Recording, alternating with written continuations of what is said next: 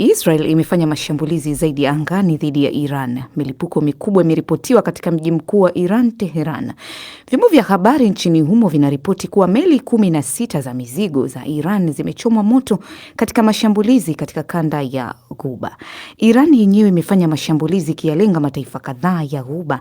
Hayo yanajiri huku shirika la kimataifa la nishati likizitaka serikali duniani kuchukua hatua kupunguza mahitaji ya mafuta, kama kuwahimiza watu kufanya kazi kutoka nyumbani, kupunguza safari zisizo za lazima na kuepuka safari za ndege ikiwezekana. Agnes Penda na maelezo zaidi.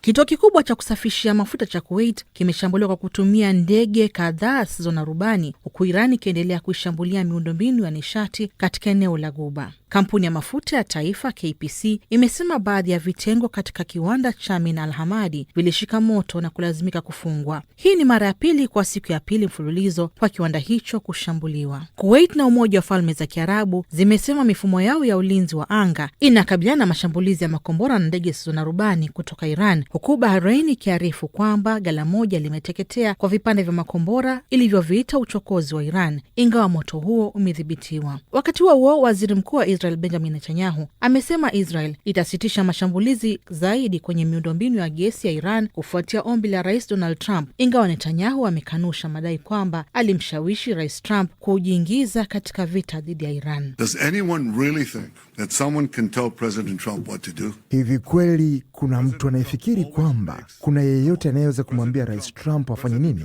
Rais Trump daima hufanya maamuzi yake kulingana na anachoona kinafaa kwa Marekani, na niseme naamini pia kwa manufaa ya vizazi vijavyo. Wakati hao yakijiri, bei ya mafuta inaendelea kuwa thabiti kwa karibu dola 107 kwa pipa moja, siku moja baada ya kupanda hadi zaidi ya dola 118 kufuatia mashambulizi katika eneo la Ghuba. Hali hii imefuatia kauli ya Israel chini ya shinikizo kutoka mjini Washington kwamba itasitisha kwa muda mashambulizi dhidi ya visima vya gesi vya Iran. Mwandishi wa BBC Nick Marsh na maelezo zaidi. Athari za muda mrefu za mashambulizi haya ni kubwa sana. Kwa mfano, madhara ya kuchukuliwa kituo cha gesi cha Rasla nchini Qatar, ambacho baadhi ya sehemu zake zimezima kwa kipindi cha miaka 3 hadi 5, kulingana na serikali ya Qatar, ni kubwa mno. Hii ina maana pana na nzito katika sekta ya nishati. Nchi hizi ni wazalishaji wakubwa wa mafuta na gesi, na Qatar hasa ni mzalishaji mkubwa wa gesi. Uwezo wake wa kuzalisha nishati kwa njia ya kawaida umeathiriwa vibaya kwa kiwango kikubwa. Kwa hiyo masoko yanatazama hali hii kwa wasiwasi mkubwa, yakitambua kuwa hali hii inatia hofu na inaweza kuwa na athari mbaya zaidi kwa siku zijazo. This is quite concerning. Na leo Iran inasherehekea Nowruz, ambao ni mwaka mpya wa Kiajemi, wakati ambapo inakabiliwa na mashambulizi makali kutoka Israel. Robert Kipto na maelezo zaidi.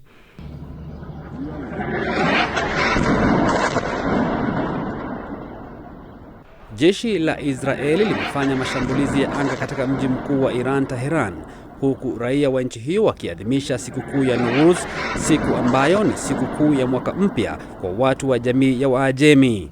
Kwenye taarifa iliyotolewa na Jeshi la Mapinduzi la Iran, limesema kuwa msemaji wake Ali Mahmoud Naini aliuawa kwenye mashambulio hayo.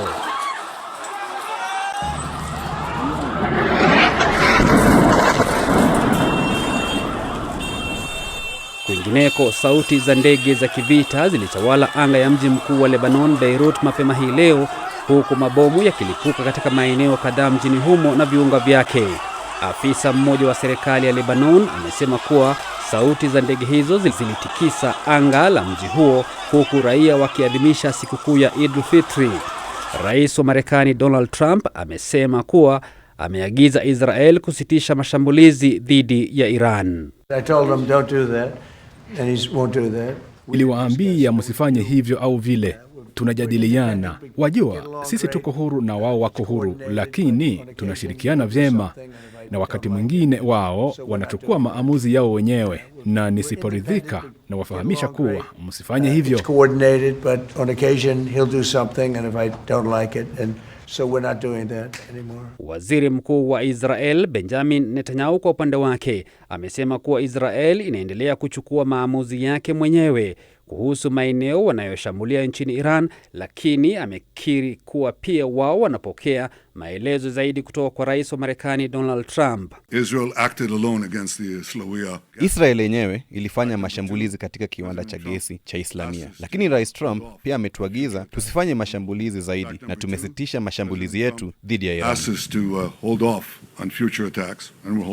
Waziri wa ulinzi wa Marekani naye amesema kuwa walifahamu wazi kuwa Iran italipiza kisasi mashambulio hayo ya Israel.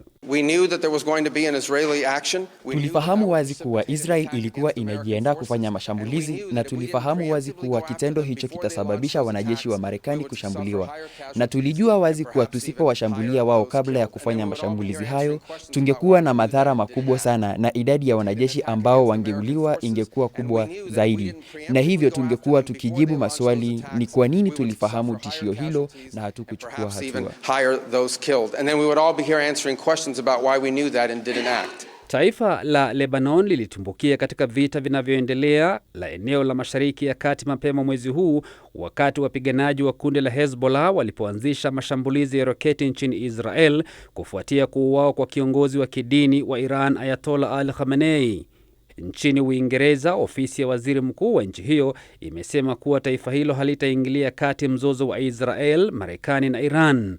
Uamuzi huo umejiri baada ya waziri wa mambo ya nje wa Iran Abbas Araghchi kumfahamisha waziri wa mambo ya nje wa Uingereza Yvette Cooper kuwa ikiwa Uingereza itaruhusu Marekani kutumia vituo vyake vya kijeshi, Iran itachukulia hatua hiyo kama kuingilia kati mzozo huo moja kwa moja. Nchini Israel, kiwanda cha mafuta kilichoko mjini Haifa kimeharibiwa vibaya kwenye mashambulio yaliyofanywa na Iran, lakini pia ripoti zinasema kuwa shughuli za usafishaji wa mafuta katika kiwanda hicho zinaendelea. Ripoti zinasema kuwa baadhi ya miundombinu ya kiwanda hicho iliharibiwa wakati wa shambulio hilo. Kiwanda hicho ambacho kiko katika maeneo ya kaskazini mwa Israel ndicho kikubwa zaidi nchini humo.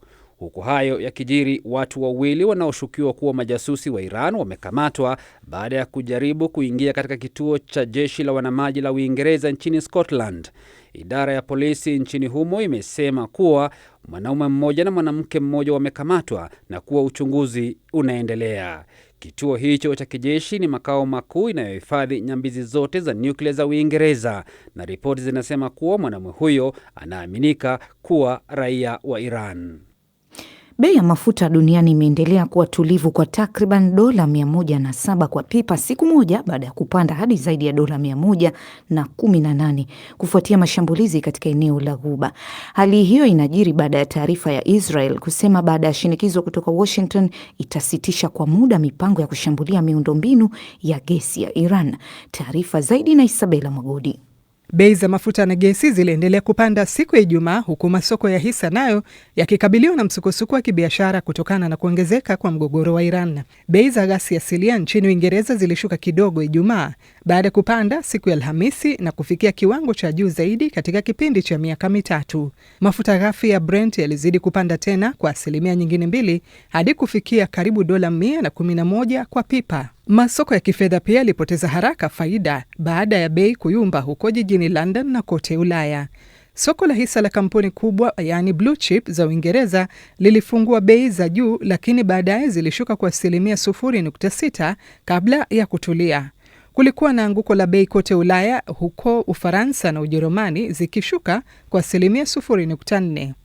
Siku ya Alhamisi, kiashirio cha soko la hisa kilianguka duniani kote baada ya mashambulizi ya Israel yaliyolenga miundombinu ya nishati na kusababisha Iran kushambulia Qatar, ambapo kiwanda muhimu cha Shell cha kubadilisha gesi kuwa nishati ya majimaji kiliharibiwa katika shambulio hilo. Hali ya soko ilionekana kuimarika mwanzoni kufuatia taarifa ya Alhamisi usiku kutoka kwa waziri mkuu wa Israel Benjamin Netanyahu kwamba angesitisha mashambulizi zaidi kwenye nyanja za gesi za Iran kufuatia ombi la rais wa Marekani Donald Trump baada ya mashambulizi ya kulipiza kisasi ya Iran kusababisha bei za mafuta kupanda kwa kiasi.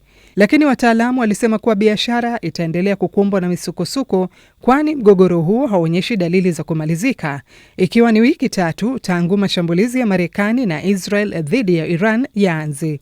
Mchambuzi mkuu wa Swissquote Ipek Ozakredeskai alisema licha ya hali ya utulivu katika kipindi cha asubuhi, hali ya kutokuwa na uhakika na mabadiliko ya bei yataendelea kuwepo. Wataalamu wa ZACSO waliongeza, wasiwasi utabaki kuwa athari za mgogoro huu zitahisiwa kwa muda mrefu hata baada ya mapigano kupungua. Mgogoro huu tayari umesababisha wasiwasi mkubwa wa usambazaji ambao hujawahi kushuhudiwa, huku wazalishaji kote katika ukanda wa Ghuba wakisitisha kwa pamoja uzalishaji wa takriban mapipa milioni 11 kwa siku. Isabella Mwagodi, Dira ya Dunia, BBC. Hali ya huzuni imeshuhudiwa mjini Jerusalem baada ya mamia waumini wa Kiislamu kulazimika kuswali sikukuu ya Eid nje ya lango la mji wa kale kufuatia kufungwa kwa msikiti wa Al-Aqsa. Hatua hiyo imechukuliwa na mamlaka za Israel kutokana na hali ya usalama inayohusishwa na vita vinavyoendelea dhidi ya Iran. Frank Mavura na maelezo zaidi. Waumini hao walikusanyika mapema alfajiri wakiwa na mikeka yao ya kuswalia, wakitumaini kuruhusiwa kuingia katika eneo hilo takatifu. Hata hivyo, walizuiwa na polisi wa Israel waliokuwa wameimarisha ulinzi katika milango ya mji huo. Baadhi ya waumini walionekana wakipaza sauti za Allahu Akbar huku wakijaribu kusogea karibu na lango la Herod, lakini walikumbana na vikwazo vikali kutoka kwa maafisa wa usalama. Katika matukio kadhaa, polisi walitumia nguvu kuwatawanya, ikiwemo gesi ya kutoa machozi. Licha ya hali hiyo, waumini hao walifanikiwa kuswali kwa muda mfupi barabarani karibu na lango hilo, ambapo imamu mmoja alitoa hotuba fupi akiwahimiza kumwomba Mungu na kuwa na matumaini ya ushindi kwa wanaodhulumiwa. Kwa kawaida sikukuu ya Eid huwakutanisha maelfu ya waumini, huku zaidi ya watu 100,000 wakihudhuria ibada katika msikiti wa Al-Aqsa. Hata hivyo, mwaka huu hali imekuwa tofauti kabisa kutokana na vikwazo vya kiusalama. Mamlaka za Israel zinasema kuwa hatua hiyo inalenga kulinda maisha ya watu, hasa kufuatia mashambulizi ya makombora kutoka Iran. Pia imepiga marufuku mikusanyiko mikubwa ya watu ili kupunguza hatari ya madhara. Hata hivyo, baadhi ya Wapalestina wana wasiwasi kuwa kufungwa kwa maeneo hayo matakatifu kunaweza kuwa sehemu ya mabadiliko ya muda mrefu kuhusu upatikanaji wa maeneo ya ibada mjini Jerusalem. Kwa waumini wengi, hali hiyo imeacha maumivu makubwa moyoni, wakisema kuwa Ramadhan na Eid bila kuswali katika msikiti wa Al-Aqsa ni kama kupoteza sehemu muhimu ya maisha yao ya kiimani.